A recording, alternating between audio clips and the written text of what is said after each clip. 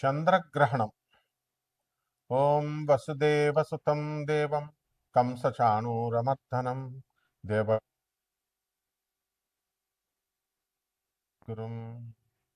కృష్ణం వందే జగద్గురుం. శ్రీ రాధాకృష్ణాభ్యాం నమ. మనకి చంద్రగ్రహణం వస్తుంది 2025 సంవత్సరం సెప్టెంబర్ 7వ తేదీన. అయితే ఈ 2025 సంవత్సరం స్టార్టింగ్ నుంచి కనుక మనం చూసినట్లయితే ఇప్పటికి ఒక చంద్రగ్రహణము ఒక సూర్యగ్రహణం జరిగింది. ఇప్పుడు ఈ సంవత్సరంలో వచ్చేటటువంటి రెండో గ్రహణము ఈ యొక్క చంద్రగ్రహణం అన్నమాట. అయితే ఇది ఇంతవరకు కూడా వచ్చినటువంటి చంద్రగ్రహణం కానీ సూర్యగ్రహణం కానీ ఈ రెండు కూడా భారతదేశంలో కనిపించలేదు. మరి ఇప్పుడు ఈ సంవత్సరంలో ఈ నెలలో సెప్టెంబర్ 7వ తేదీన వచ్చేటటువంటి చంద్రగ్రహణంలో మనకి ఇది భారతదేశంలో కనబడుతుంది. ఇది ఫస్ట్ పాయింట్.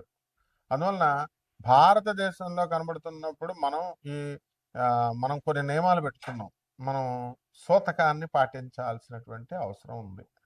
ఎప్పుడైనా సరే మనం చంద్రగ్రహణం వచ్చినప్పుడు దానికి 9 గంటల ముందు నుంచి కూడా సూతకము అనేటటువంటిది ప్రారంభం అవుతుంది.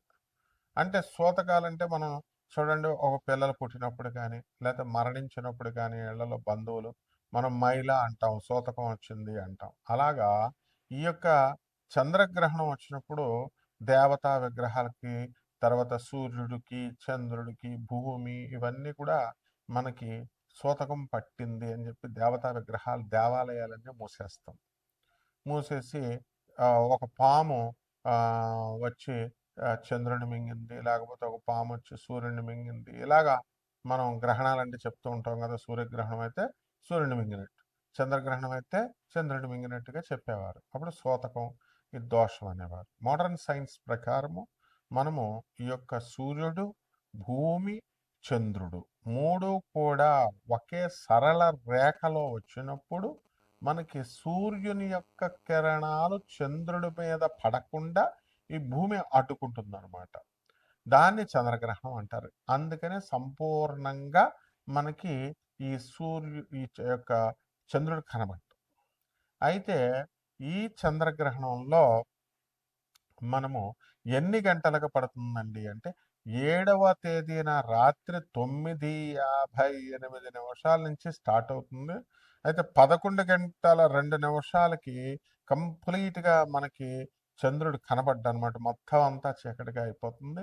అలాగే 8వ తేదీన అంటే మర్నాడు 1:26 అంటే 8 తెల్లవారుజామున అనమాట. 1:26 ఈ యొక్క చంద్రగ్రహణ స్పర్శ పూర్తవుతుంది. మొత్తం కాల వ్యవధి ఎంతంటే 3:28 అనమాట. కాబట్టి ఈ విధంగా మనకి ఈ చంద్రగ్రహణము అనేటటువంటిది ఒక ఖగోళ శాస్త్రంలో ఏర్పడేటటువంటి ఒక అద్భుతమైనటువంటి వింతల్లో ఒక వింత. అయితే ఈ చంద్రగ్రహణంలో మనం ఏం చేయాలండి గ్రహణ సమయాలలో అంటే మనము మంత్రాలు జపించుకోవడము, తర్వాత మనం గురువుల దగ్గర మంత్రాలు తీసుకుంటాం. అలాగే ఇది పౌర్ణమి రోజున సంభవిస్తుంది కాబట్టి దాన్ని ఉపాసన బాగా చేసుకోవాలి. ఎవరైతే వశీకరణ మంత్రాలు, ఆ తర్వాత ఈ యొక్క షట్కర్మలు చేయడానికి, ఇప్పుడు అలాగే దశమహావిద్యల మంత్రాలు, ఎవరెవరు చండీ నవార్ణ మంత్రాలు, ఎవరెవరైతే గురు దీక్షలో తీసుకొని మంత్రదీక్ష తీసుకున్నటువంటి వాళ్ళంతా కూడా మనకి ఇవి ఒక రావి చెట్టు కింద కూర్చొని కానీ లేదా ఒక మనం మేడి చెట్టు కింద కూర్చొని కానీ జపించినట్లయితే వెంటనే ఫలితాలు, శీఘ్ర ఫలితాలు, అద్భుతమైనటువంటి ఫలితాలు రావడానికి అవకాశాలు ఉంటాయి. వృషభ రాశి. ఈ వృషభ రాశి వాళ్ళందరికీ కూడా చంద్రగ్రహణం తర్వాత అద్భుతంగా ఉండబోతోంది. మరి బ్రహ్మాండమైనటువంటి స్త్రీలంతా కూడా మీకు పరిచయాలు అవ్వడం అనేటటువంటిది ఉంటుంది. ఎన్నో సినిమా కథలు రాసుకొని ఎన్నో పెట్టుకున్నారు. మరి ఈ సినిమా రంగంలో ఉన్నటువంటి వాళ్ళు, మీడియా రంగంలో వాళ్ళందరికీ కూడా బ్రహ్మాండంగా ఉంది ఈ యొక్క వృషభ రాశి వారికి. మనం ఎంతసేపు కూడా నోరు మంచిదైతే ఊరు మంచిదవుతుంది అనే విధానంలో మీరు చక్కగా మంచిగా చేసుకోవాలి పనులు. అహంకారాన్ని పక్కన పెట్టేసి కొంచెము శత్రుత్వ పీడ కూడా ఉండడానికి అవకాశం ఉంది. అందరూ ఆలోచించేది ఏంటంటే మాకు వృత్తి వ్యాపార ఉద్యోగ విషయాలు బాగుండాలండి, ఆదాయాలు బాగుండాలండి అంటారు. బకెట్ నీళ్లు మీరు తోడితే ఇంకొక బకెట్ నీళ్ళు వస్తాయి, అంతేగాని అదే తోడేసుకుంటే ఉన్నాయి అయిపోతాయి. సో ఆదాయం వచ్చేస్తే సరిపోదమ్మా, ఖర్చు కూడా పెట్టాలి.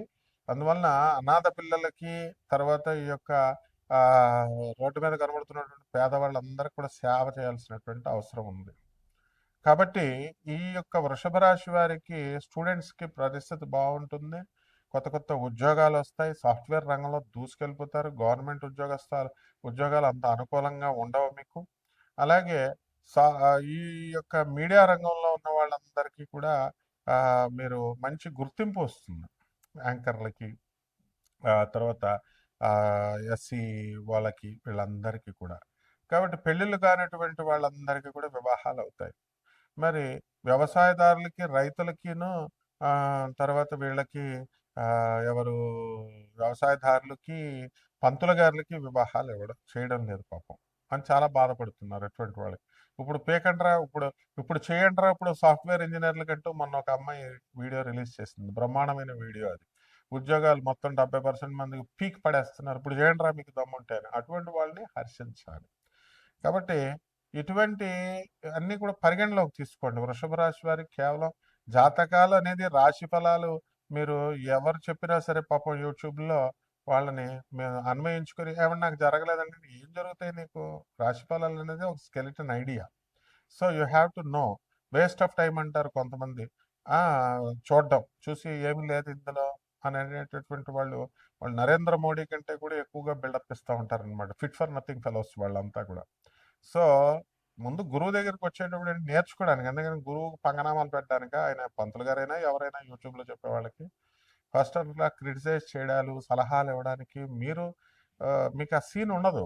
ఎందుకనంటే అసలే గ్రహాలు పట్టుకుని ఏడుస్తున్నారు. గ్రహాలు పట్టుకుని ఏడుస్తున్నటువంటి వాళ్ళు గురువు యొక్క అనుగ్రహంతో పోగొట్టుకోవడానికి చూడాలి స్పిరిచువల్ మాస్టర్స్కి. అంతేగాని చెప్పలేదు, ఈ సరిగ్గా చెప్పలేదు, ఇది చెప్పలేదు, అది చెప్పలేదు, what is all this non sense. So ఈ వృషభ రాశి వారికి అందరికీ మాకు తెలుసు చెప్పేటప్పుడు ఏం చెప్పాలి, ఎంతవరకు చెప్పాలి, లిమిటేషన్స్ అనమాట. సో వృషభ రాశి వారికి పెళ్ళిళ్ళు అయిపోతాయి. తర్వాత చక్కగా ఈ యొక్క సంతానాలు లేనటువంటి వాళ్ళకి కూడా సంతానాలు కలుగుతాయి. అందరూ కూడా మంచిగా సుఖశాంతులతో బంగారం షాపులు చూడండి ఎంత తక్కువ వేసుకుంటున్నారు, మొత్తం జనం ఖాళీ ఉందా? మీరు యూట్యూబ్లో రాశి ఫలాలు చూసుకునే వాళ్ళంతా నువ్వు ఇలా చెప్పలేదు, అలా చెప్పలేదని వీళ్ళని పంతులని ఫోన్లు చేసి వాళ్ళ మీద ఏడవడం, తిట్టడము, లేకపోతే కామెంట్స్ పెట్టుకునేటటువంటి వాళ్ళు ఎప్పటికీ ఒక గ్రామ్ బంగారం కూడా కనలేరు అనమాట. కాబట్టి వాళ్ళంతా చూడండి ఎలా డెవలప్ అవుతున్నారు, అలా డెవలప్ అవ్వండి. వృషభ రాశి మంచి అనుకూలమైన టైం ఉంది. ఇంకా మీకు ఏమైనా డౌట్లు ఉంటే డైరెక్ట్ నా దగ్గరికి నన్ను అడగండి. Okay, okay. Call to us and NDA channel and other lead channels, మా చంద్రగుప్త మౌర్య అండ్ దత్తు అండ్ దీపు, వీళ్ళంతా కూడా ఎప్పుడూ రెడీగా ఉంటారు మీకు సేవలు చేయడానికి. శుభమస్తు. కాబట్టి గ్రహణ సమయాలలో మనం కొన్ని నియమాలు పాటిస్తూ ఉంటాం, మనకు తెలిసిందే. ఇది ఎప్పుడు కూడా ఈ గ్రహణం అప్పుడు కూడా, చంద్రగ్రహణం అప్పుడు కూడా పౌర్ణమి రోజున వస్తుందన్నమాట. కాబట్టి ఇవి మనం చేయాల్సినటువంటి నియమాల్లో ముఖ్యంగా ఈ చంద్రగ్రహణం 9 గంటల ముందు నుంచి మనం సూతకం ప్రారంభమైంది కాబట్టి ఇప్పుడు ఎందుకు తినకూడదు? మనము చంద్రగ్రహణం ఉన్నప్పుడు ఇంట్లో శవాన్ని ఎవరైనా, మన బంధువులు ఎవరైనా చనిపోయారనుకో, ఇంట్లో శవాన్ని పెట్టుకున్న వీధి వాళ్ళే తినరు సూతకం. ఆ విధంగా మైలు పోవాలి, అందుకోసం తినం మనం. సైంటిఫిక్ రీజన్స్ చాలా ఉంటాయి, అదంతా అది వేరే విషయం. కాబట్టి ఈ చంద్రగ్రహణ సమయాలలో మనము ఈ గరిక గడ్డి ఉంటుంది, దర్పగడ్డిని మనం పవిత్రం అని అంటాం. అవి మనం తినేటటువంటి వస్తువుల్లో వేసుకోవడము, ముందు రోజు మిగిలినటువంటివి బియ్యం డబ్బాలో వేసుకోవడము, అలాగా పప్పు సామాను ఇలాంటివన్నీ కూడా వేసుకోవడము, ఇవన్నీ కూడా జరుగుతాయి అన్నమాట. కాబట్టి వీటి విషయాలలో మనము, అందువల్లనే కోడళ్ళు మనం కడుపుతో ఉన్నటువంటి వాళ్ళు పైకి లేవకూడదని, కూతుర్లు అయినా సరే ఎవరైనా సరే గోళ్ళు గిల్లుకోకూడదని, అన్నం తినకూడదని, ఏ వస్తువులు తినకూడదని, తాగకూడదు నీళ్లు అనేటటువంటి నియమాలు మనం పెట్టుకున్నాం. ఇవన్నీ